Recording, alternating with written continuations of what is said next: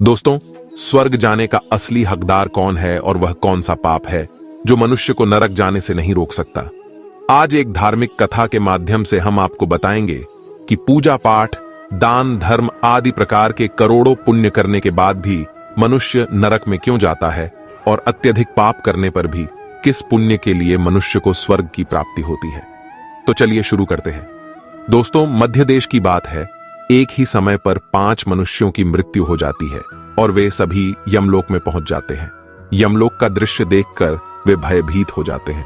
विशाल काय आकार वाले यमराज सुवर्ण से बने सिंहासन पर विराजमान होते हैं। उनके पास चित्रगुप्त बैठे हैं, जिनके पास सभी प्राणियों का लेखा जोखा रखा हुआ है। यम के दूत प्राणियों को आगे धकेल रहे हैं। कुछ मनुष्य जोर जोर से विलाप कर रहे होते हैं तो कुछ मनुष्य अत्यंत प्रसन्न होकर चल रहे होते हैं। स्वर्ग के द्वार से सुंदर प्रकाश दिखाई पड़ रहा होता है तो वही नरक के द्वार से धधकती हुई अग्नि की ज्वालाएं दिखाई पड़ रही होती है। इस भयानक दृश्य को देखकर वे पांचों एक दूसरे से बात करने लगते हैं और अपने अपने पाप के विषय में चर्चा कर रहे होते हैं। उन 5 में से 4 लोगों ने अपने जीवन में बहुत पाप कर्म किए हुए होते हैं और उन सभी को जान पड़ता है कि अब वे चारों ही नरक में ही जाने वाले हैं। उन चारों में एक चोर होता है, दूसरी वेश्या होती है, तीसरा विद्वान पंडित होता है, तो चौथा एक राजा का सैनिक होता है तथा 5वां एक धनवान किसान होता है। वे पांचों अपने अपने कर्म फलों को भुगतने के लिए तैयार होते हैं। एक एक करके सभी पापी और पुण्य आत्माएं आगे चल रही होती है। वे चारों एक दूसरे के पाप कर्मों के बारे में बताने लगते हैं। पहले चोर कहता है, भाई, मैं तो पक्का नरक में ही जाऊंगा, क्योंकि मैंने बहुत बार चोरी की है, दूसरों का धन लूटा है, दूसरों को तकलीफ दी है, लेकिन ऐसा मैंने मजबूरी में किया था। चोरी करके मैं अपने परिवार का पेट पालता था, क्योंकि मुझे कोई काम नहीं देता था। शायद विधाता ने मेरे भाग्य में यही लिखा था, इसीलिए मैं ही हम चारों में सबसे बड़ा पापी हूं। मेरे पाप से मुझे कभी मुक्ति नहीं मिलेगी, ये मैं जानता हूं। पता नहीं मुझे अगला जन्म किस पशु का मिलेगा, यमराज मुझे कौन सा दंड देंगे। उसके बाद वह वेश्या बोलती है, भाई, हम चारों में मैं ही सबसे बड़ी पापिनी हूँ। मुझसे बड़ा पाप यहाँ पर किसी ने नहीं किया होगा। जो स्त्री अनेक पुरुषों के साथ संबंध बनाती है उसे नरक में ही डाला जाता है, यही शास्त्र कहते हैं। इसीलिए मेरा भी नरक में जाना तय है। किंतु मैं शपथ खाकर कहती हूँ, मैंने ये पाप जानबूझकर नहीं किए हैं। जब मैं छोटी उम्र की थी तभी एक दुष्ट व्यक्ति मुझे उठाकर ले गया और जबरदस्ती मुझे वेश्या बना दिया। मैंने ना चाहते हुए भी कई पुरुषों से संबंध बनाए हैं। मेरे पास जीवित रहने के लिए यही एक उपाय बचा था। मैं करती भी तो क्या करती। मेरे पास इतनी शक्ति नहीं थी कि मैं उस दुष्ट पुरुष से लड़ सकूं। पता नहीं किस पाप के कारण मुझे इस जन्म में वेश्या बनना पड़ा और न जाने आगे मुझे किस पशु के रूप में जन्म लेना पड़ेगा। मेरे पाप से यह जान पड़ता है कि मैं भी पक्का नरक में ही जाऊंगी। उसके बाद वह सैनिक बोलने लगता है, भाई, हम चारों में सबसे बड़ा पापी तो मैं ही हूं। मैंने बहुत बड़े पाप किए हैं।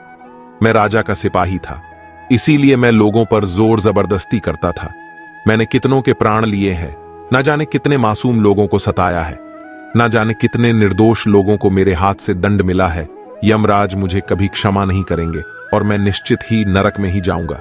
लेकिन मैंने ये सभी पाप जानबूझकर नहीं किए हैं। अपने प्राणों के भय से और परिवार के पालन पोषण के लिए मुझे ये पाप करने पड़े हैं। हमारा राजा जो कहता था उसका पालन हमें करना पड़ता था। राजा के विरुद्ध भला कोई साधारण मनुष्य कैसे जा सकता है। ये सभी पाप करते हुए मुझे अत्यंत दुख भी होता था और मैं जानता था कि ये पाप करने से मुझे नरक की ही प्राप्ति होगी। किंतु परिवार के मोहवश होकर मैंने ये काम किया है। लेकिन पाप तो पाप होता है, पाप करके पश्चाताप करने का क्या फायदा। इसीलिए मेरा नरक में जाना तो तय है।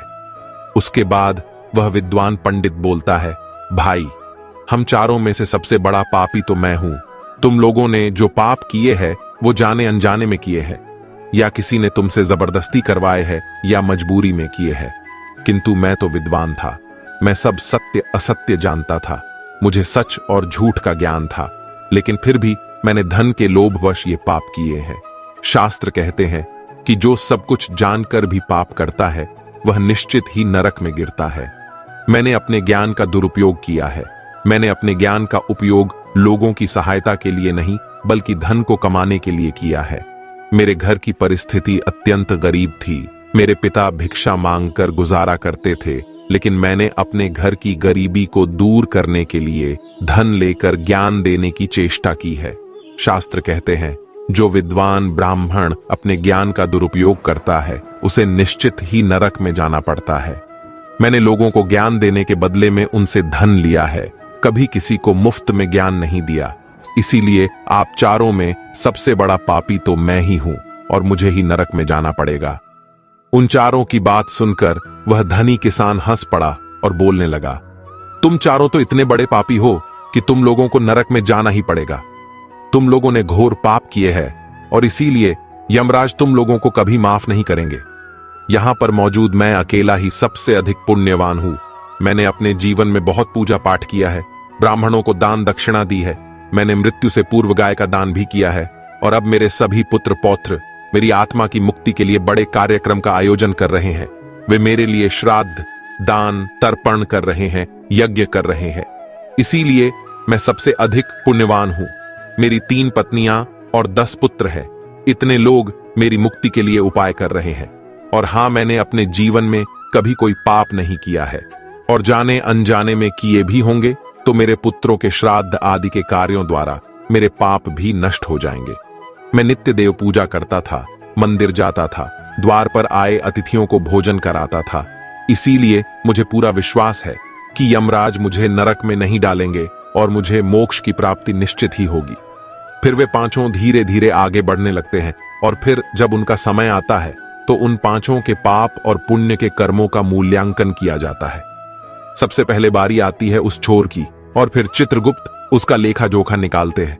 कुछ देर तक विचार करने के बाद, उसके पाप पुण्य का मूल्यांकन करने के बाद यमराज उसे स्वर्ग में जाने के लिए कहते हैं। इस निर्णय को सुनकर चोर आश्चर्य में पड़ जाता है और बड़ी ही प्रसन्नता से वह स्वर्ग के दरवाजे की ओर चला जाता है। दूसरी बारी आती है वेश्या की। चित्रगुप्त उस वेश्या का भी लेखा जोखा निकालते हैं और कुछ देर तक विचार करने के बाद उसके पाप पुण्य का मूल्यांकन करके यमराज उसे भी स्वर्ग में जाने के लिए कहते हैं। इस विचित्र निर्णय को सुनकर वह वेश्या भी आश्चर्य में पड़ जाती है। उसे यमराज के निर्णय पर विश्वास नहीं होता है और वह बिना कुछ कहे ही बड़ी ही प्रसन्नता के साथ स्वर्ग के द्वार की ओर चली जाती है। फिर तीसरी बारी आती है उस सिपाही की। चित्रगुप्त उसके भी कर्मों का लेखा जोखा निकालते हैं और कुछ समय विचार करके उसके पाप पुण्य का मूल्यांकन करके यमराज उसे भी स्वर्ग में जाने के लिए कहते हैं। इस निर्णय को सुनकर वह सिपाही भी सोच में पड़ जाता है और बड़ी ही प्रसन्नता के साथ वह स्वर्ग के द्वार की ओर निकल जाता है। फिर चौथी बारी आती है उस विद्वान ब्राह्मण की। चित्रगुप्त उस ब्राह्मण के कर्मों का लेखा जोखा निकालते हैं और कुछ देर तक विचार करते हैं। फिर यमराज उस ब्राह्मण को भी स्वर्ग में जाने के लिए कहते हैं।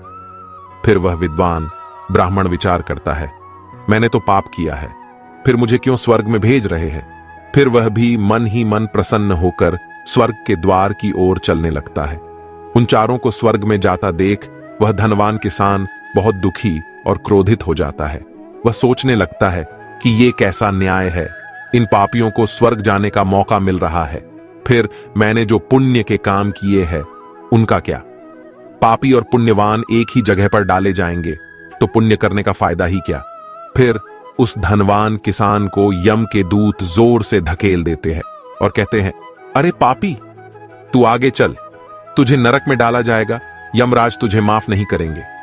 यह सुनकर वह धनवान किसान भयभीत हो जाता है और कहने लगता है, मैं तो स्वर्ग में जाऊंगा, मैंने कोई पाप नहीं किया है। फिर वह धनवान किसान यमराज के सामने आकर खड़ा हो जाता है। चित्रगुप्त उसके कर्मों का लेखा जोखा देखते हैं और उसके पाप पुण्य के कर्मों का मूल्यांकन करते हैं तो उसके पाप का पलड़ा भारी हो जाता है और यमराज उस धनवान किसान को कहते हैं, अरे दुष्ट, तूने तो बहुत बड़ा अपराध किया है, तू तो नरक में जाने के ही योग्य है। इतना सुनते ही वह किसान थर थर कांपने लगता है और यमराज से कहता है, हे धर्मराज, यह अन्याय है, मैंने तो जीवन में कोई पाप नहीं किए हैं और पुण्य ही किए हैं, आप मुझे नरक में क्यों डाल रहे हैं। और मुझसे पहले जो 4 लोग गए थे वे तो घोर पापी थे, उन्होंने बड़े बड़े पाप और अपराध किए हैं, उन्हें तो आपने स्वर्ग में डाल दिया है, आप ऐसा अन्याय मेरे साथ क्यों कर रहे हैं। अगर ऐसा अन्याय होगा तो भले कौन सा मनुष्य धरती पर पुण्य करेगा। फिर यमराज कहते हैं, अरे पापी, तूने जो पाप किया है वह तो उन चारों के पापों के सामने कुछ भी नहीं है। तेरे एक पाप के कारण तेरा सारा पुण्य फल नष्ट हो गया है।